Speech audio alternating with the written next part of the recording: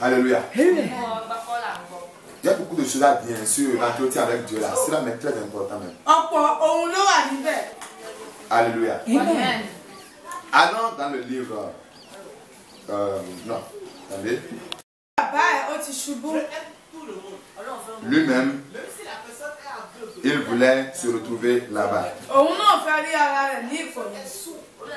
Je parle d'Isaac. Alléluia. Amen. Alléluia. Amen.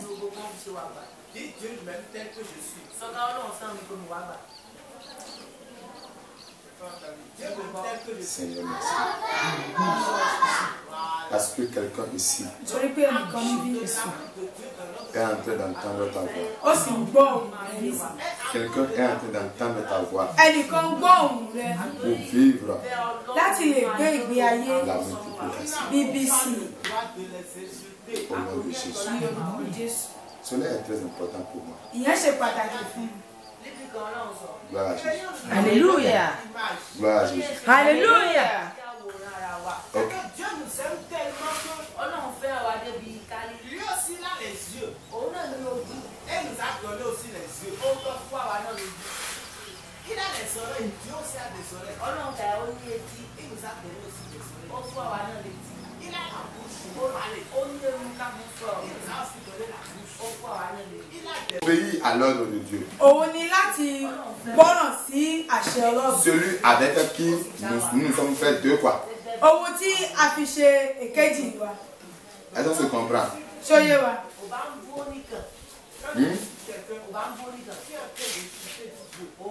C'est écouter ou bien obéir. Mais avant d'obéir, il faut que nous entendions la voix de Dieu. Nous avons accepté être en accord avec Dieu. Il faut que nous entendions ce qu'il dit. Allons dans 1 Corinthiens chapitre 6, verset 17. Que celui qui trouve me le lisera. La Bible dit que celui qui s'attache au Seigneur est avec lui un seul esprit. Il est avec lui un seul esprit. Est-ce que quelqu'un comprend ça? Celui qui s'attache au Seigneur est avec lui un seul esprit. Pourquoi? Notre multiplication dépend de Dieu.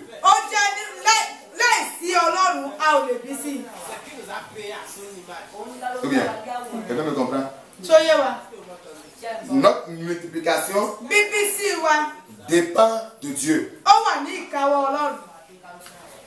Gloire à Jésus. Alléluia.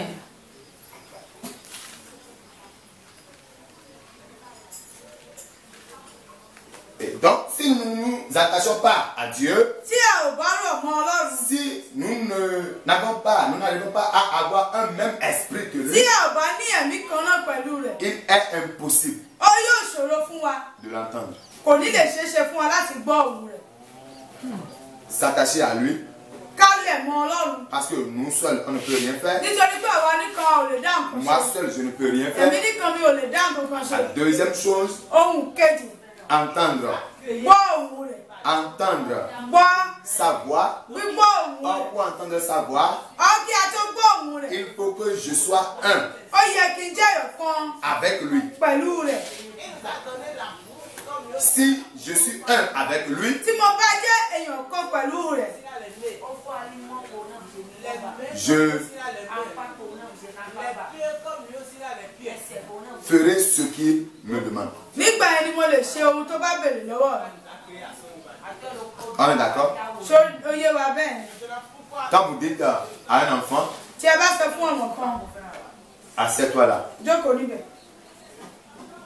Combien? Si l'enfant vous a entendu, il a deux choses à faire. Quoi ou quoi?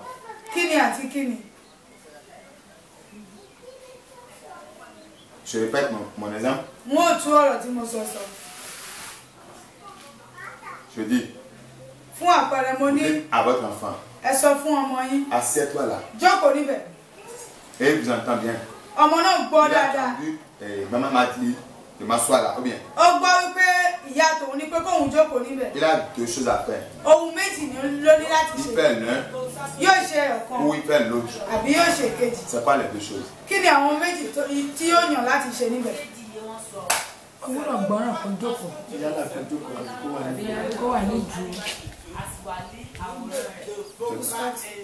Il s'assoit ou bien il ne s'assied pas. Quand il va s'asseoir, c'est qu'il a fait quoi?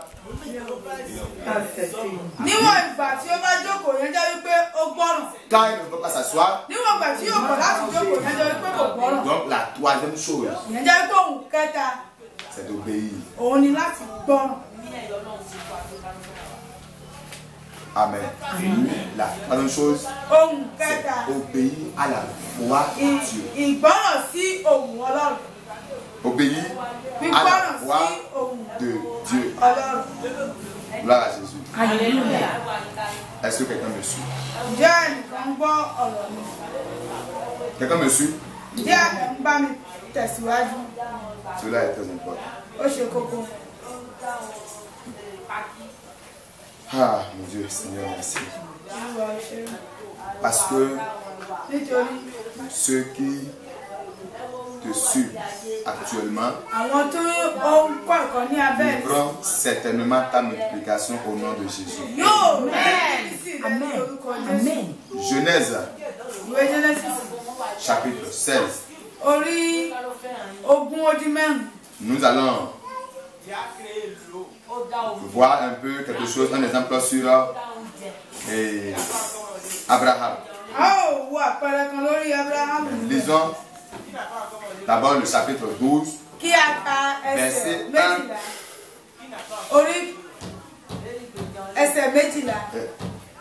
Verset 1 au verset 3 d'abord. Quelqu'un n'a qu'à me lire ça en Yoruba, bien sûr. Quand Dieu a parlé à Abraham, est-ce que Abraham a entendu le son de la voix de Dieu? Ou bien, quand il a entendu, qu'est-ce qu'il a fait? La Bible dit au verset 4 qu'il partit comme l'Éternel le lui avait dit. Relisez-moi encore cette partie-là. Verset 4, la première partie.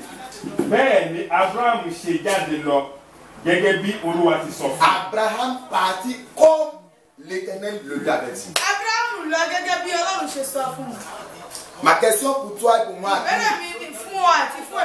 qui voulons vivre la multiplication, est-ce que nous sommes prêts à faire, à obéir, à partir comme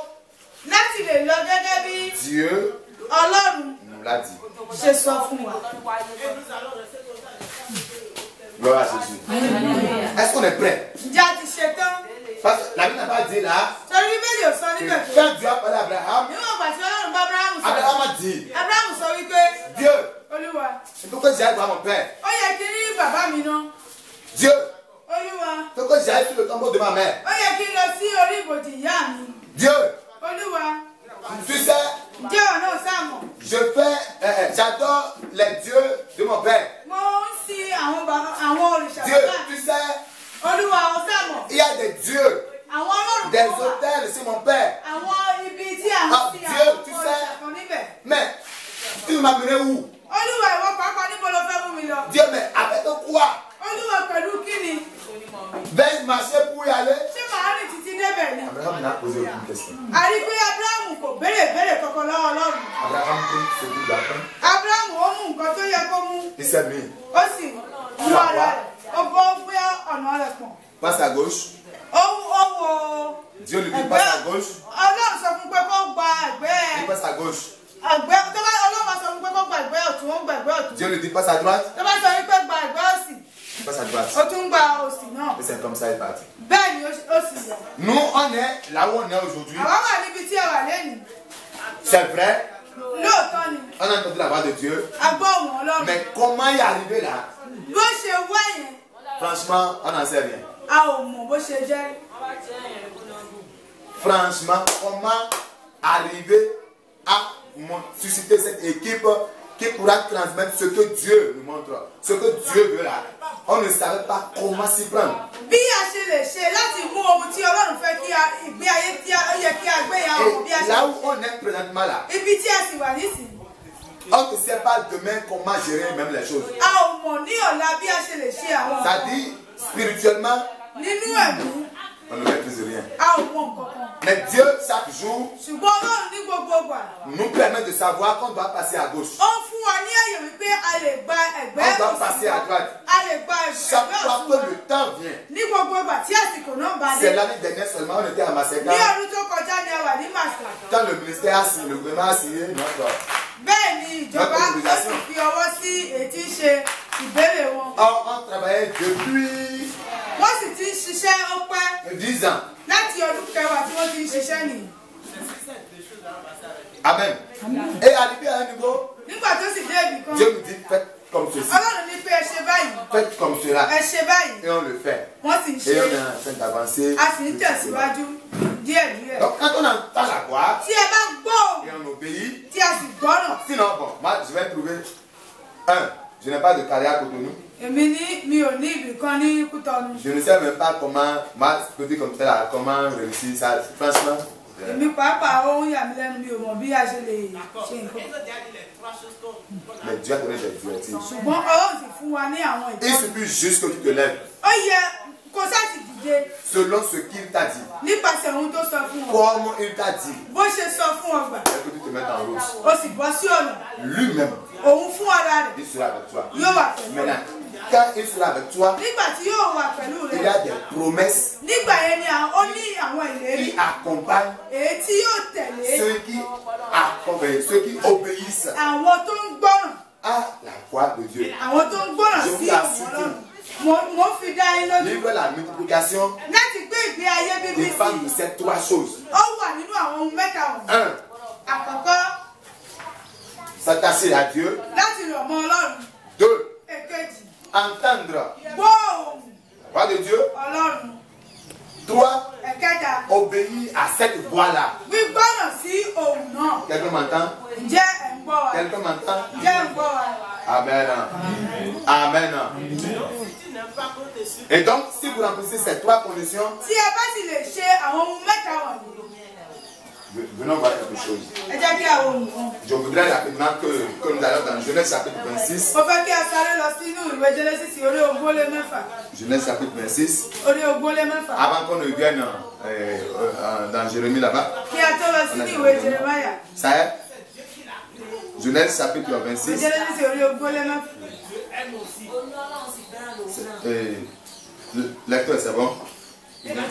À partir du verset 1er. Ẹsẹ̀ kìíní. Quelqu'un me comprend maintenant? Ṣé ọ̀rọ̀ yẹn yé wa nísìnyí? Il était en Égypte. Wọ́n wà ní Éjíbítì. Pardon, il était à Guéra. Wọ́n wà ní Gérárì. Et la famine avait frappé ce pays. Ìyàn ó sì mú ní ìlú náà. Voyez un peu, Dieu il est terrible. Ọlọ́run ó ní agbára. Notre obéissance, Ìgbọ́ràn wa. c'est notre victoire. Ìyẹn ló jẹ́ ìṣẹ́gun. Notre obéissance, Ìgbọ́ràn wa. c'est notre liberté. Òun ló jẹ́ Notre ìtúsílẹ̀ wa. obéissance, c'est Ìgbọ́ràn wa. notre délivrance. Ìyẹn ló jẹ́ ìtúsílẹ̀ Notre wa. obéissance, Ìgbọ́ràn wa. c'est notre comment on appelle ça? Je vais dire visa d'entrée dans le royaume de Dieu. Òun ní láti rí ìwé láti wọ ìjọba Ọlọ́run. Voilà. C'est en cela que, excusez-moi, un pasteur peut prêcher la parole de Dieu tout le temps. Nínú ìyẹn ni ìránṣẹ́ Ọlọ́run lè wàásù sí gbogbo ìgbà. Il peut guérir les gens. Ó lè wo àwọn Il peut èèyàn. faire des miracles n'importe Ó comment. lè ṣe àwọn iṣẹ́ ìyanu. Suis-moi très bien. Gbọ́ mi dáadáa. Et Dieu va le dire. Ọlọ́run yóò sì sọ Au fún mi. dernier jour, Ní ọjọ́ je ìkẹyìn, ne t'ai jamais connu. mi ò mọ̀ ọ́ rí o. Mauvais serviteur. Kúrò níwájú mi. Pourquoi? Comment? Kí ló dé? Parce que la question de savoir si ils ont fait la volonté. Nítorí pé ìbéèrè ni wípé ǹjẹ́ wọ́n ṣe ìfẹ́ Ọlọ́run? Quelle est la volonté de Dieu pour toi? Kí ni ìfẹ́ Ọlọ́run fún ọ?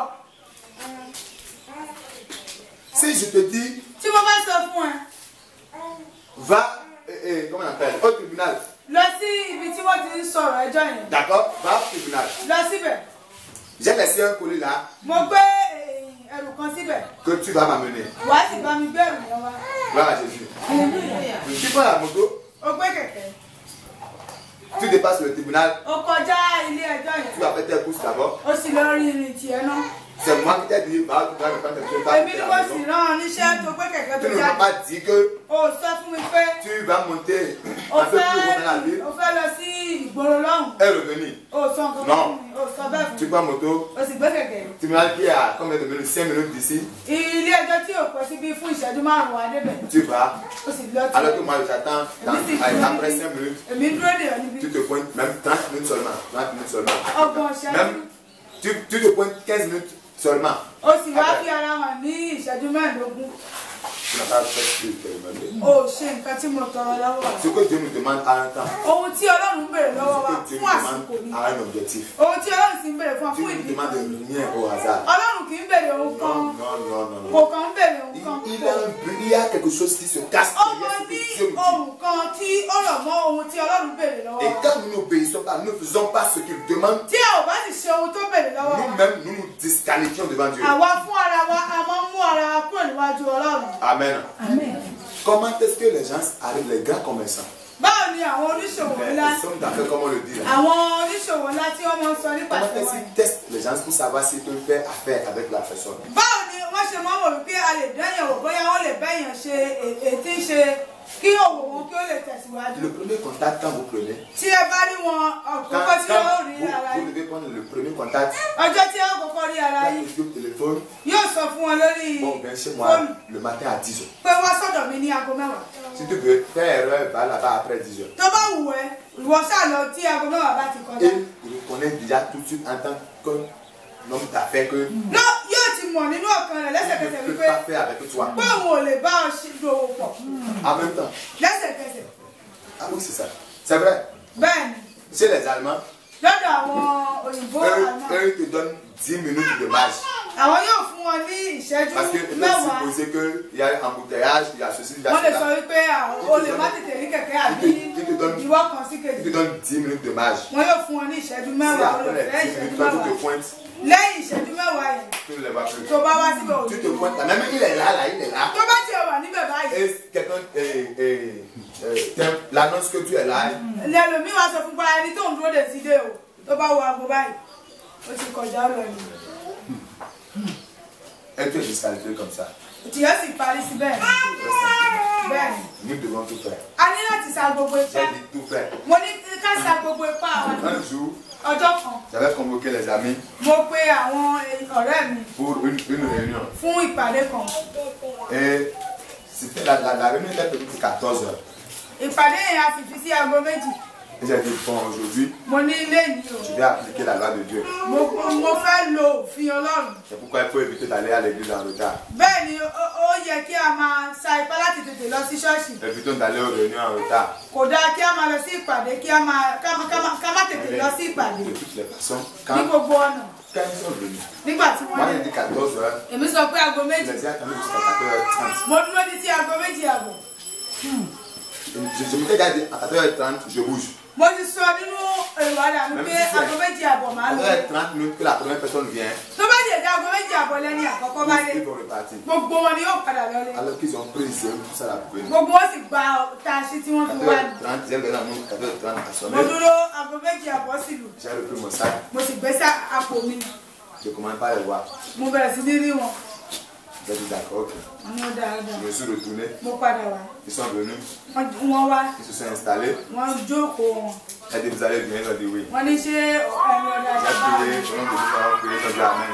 Mo sì ní kí a gbàdúrà ní orúkọ Jésù. Wọ́n ní àmì. J'ai dit merci beaucoup. Mo ní ẹ ṣé o. Mais j'ai déjà notre rendez-vous. Mo sì ti ní ìpàdé mi. La réunion ne pourra plus tenir. A ò lè ṣe ìpàdé yìí mọ́.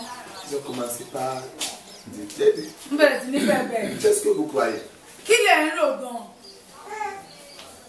Dieu a un agenda suivant lequel il fonctionne. Ọlọ́run ó ní ìwé kan lórí nǹkan tó ń Et ṣiṣẹ́. si toi tu vas défaire l'agenda de Dieu, Tí o bá sì fẹ́ wá rí èyí tí ń ṣe ìlànà ẹ̀ kọjá, yóò ṣòro fún ọ. la Bible me dit que Bíbélì mi sọ fún mi. Isaac Nígbà tí Ísákì, a choisi nígbà tó yàn de descendre en Égypte